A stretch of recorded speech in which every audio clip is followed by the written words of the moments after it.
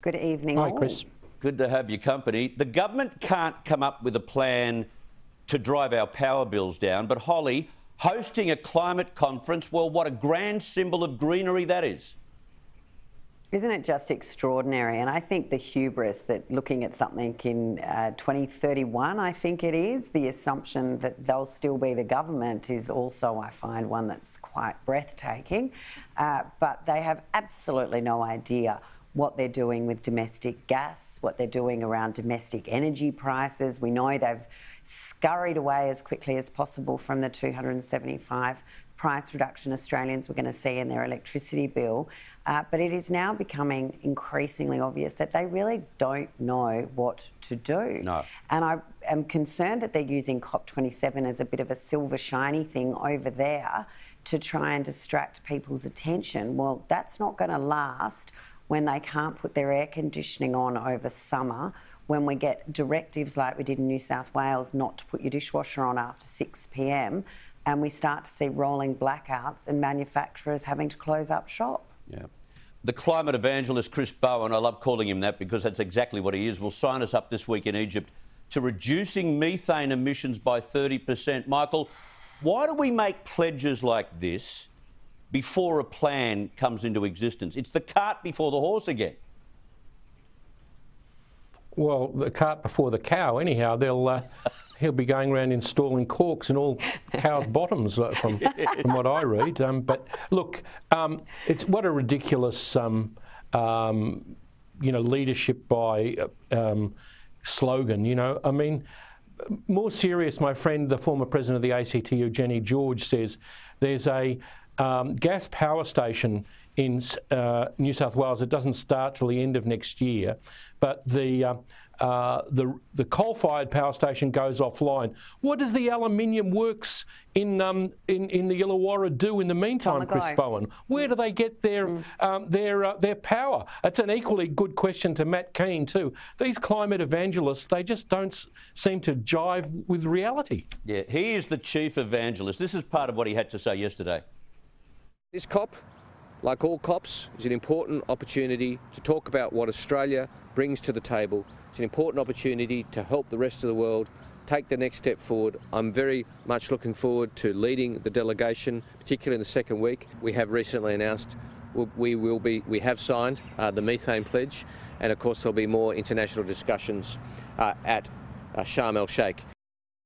Carolyn, I've got to say, I read an article in The Australian this weekend from Bjorn Lomborg, the environmental economist, and he was saying he's penned a great piece accusing this COP summit in Egypt of a parade of hypocrisy. He wrote, for instance, that while the richest countries will lecture the poor countries to avoid those bad fossil fuels, many of them have increased their use of gas and coal 11-fold. So it'll be one of these more ridiculous talk fests, this one. Absolute vanity project, Chris.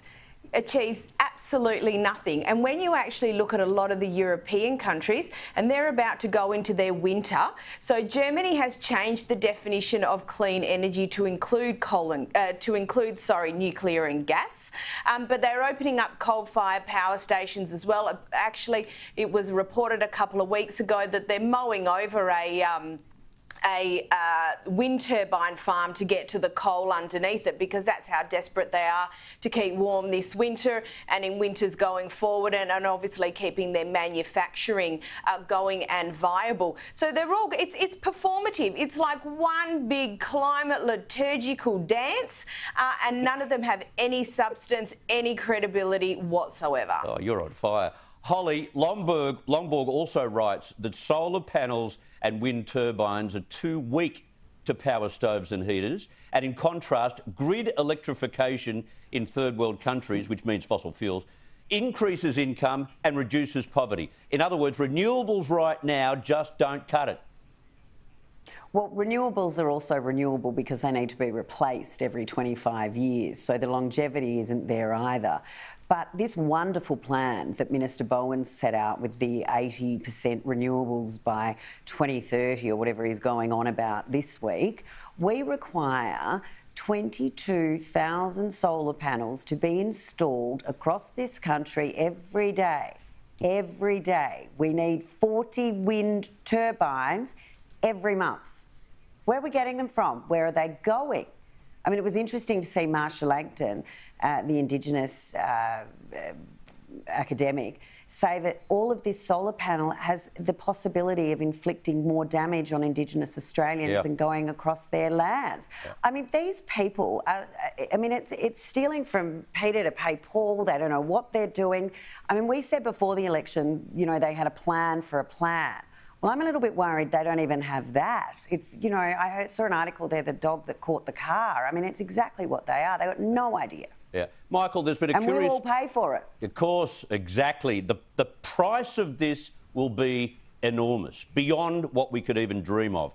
All right, there's been a curious development in the seemingly endless attack on Ukraine by Russia, Michael, with Reuters reporting that the United States is now privately urging Ukraine's leaders to negotiate with Russia. Of course, Volodymyr Zelensky is refusing to sit down for peace talks. He's been adamant about this. Is it time for him to lose a little bit of face?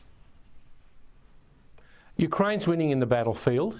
The monstrous Russian sending of drones to blow up Ukrainian power stations and electricity, so poor Ukrainian civilians sit in a bitter winter in the dark and the cold, is a disgrace. It's a new level of evil. I don't believe we should sell out the Ukrainians. I don't believe that remark in Reuters is attributed to anyone in particular. I am worried about some of the sellouts in Europe, like Berlusconi and some of the people that may be elected on the fringe of the Republican Party. Most Republicans are good on this, and as are most Liberals, like Holly. But there are even fringes of the pro-Putin element in the Liberal Party in Australia. They're making speeches saying we should sell the Ukrainians out and tell them to surrender. Carolyn, the problem with any kind of peace agreement is that after you move from the table and you have both pieces of paper signed, you couldn't trust Putin as far as you could throw him. Exactly. Yeah, well, I'm thinking of how do I get past a one-word answer here? Yeah, exactly, and that is the point. It's incredibly difficult. I mean, look, often you need to end up with negotiated outcomes here, and a good litigation lawyer will always tell you a great mediation result is where both parties are equally unhappy. But in a case like this, there's no point coming to an agreement if you don't know whether the other side is going to stand up and do their part. You know, this here has become a very messy, very intertwined conflict. How do you undo it? Because it runs so deep in a cultural sense, you know, above a political and a military sense, how do you unpick this so that people can actually get on? It's a very, very difficult conflict to just, you know, to get both sides to a position which they can actually live with. Yes, Zelensky knows this more than anyone because he knows Putin more than the United States knows Putin. From the former PM, who spent more time in Indigenous communities than any other MP, we hear that Tony Abbott-Holly is no fan of the voice to Parliament. He says it will compromise our national unity. It could entrench race-based separatism, and points to the fact that there are already 11 individual Indigenous voices in the House. You've got to listen to what this bloke says. Look, I think Tony's absolutely spot on in this article that he's written, and it is interesting. We do have 11 Indigenous members both in the House of Representatives and the Senate, and across the political spectrum. They're not just coming from one side or the other. So you are looking at a very well-rounded,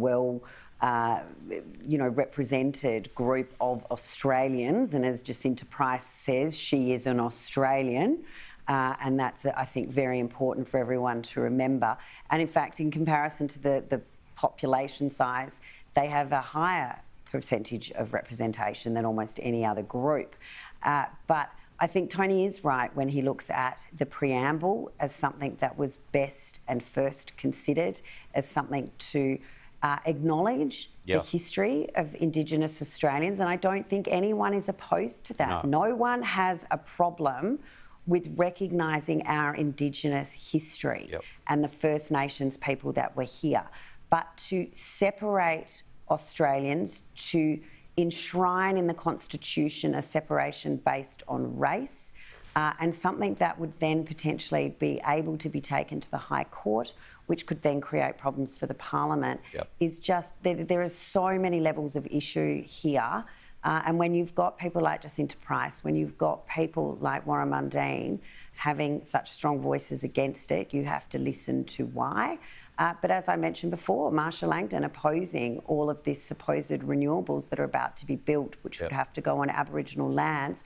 Does that mean the 43% emissions and that target would be blown out of the water because it would have to go through the voice of which they could say, no, we don't want them on our lands? Correct. So the complexities that could be generated here is not just on Indigenous issues. I agree. Michael, very quickly to you, you're our Victorian correspondent. Some poor poll numbers for Dan Andrews this past week. It won't stop him from winning the election. But what's happened to Dan's shield of steel? You're right, Chris. He's weaker. I expect the Teals and the Greens to do better in the inner city, but it is surprising. At the last minute, he seems a bit not on the ropes. I'm in the special on him, and I don't know the two candidates in my local area who were selected by the Labor Party. There's no democracy in the Labor Party. He selected all the candidates, so it's all on him. Yeah, it will be. All right, Holly Hughes, Michael Danby, Carolyn Russo, thank you very much for your time. Have a good week. See you guys. Have a good week. Okay. Still to come.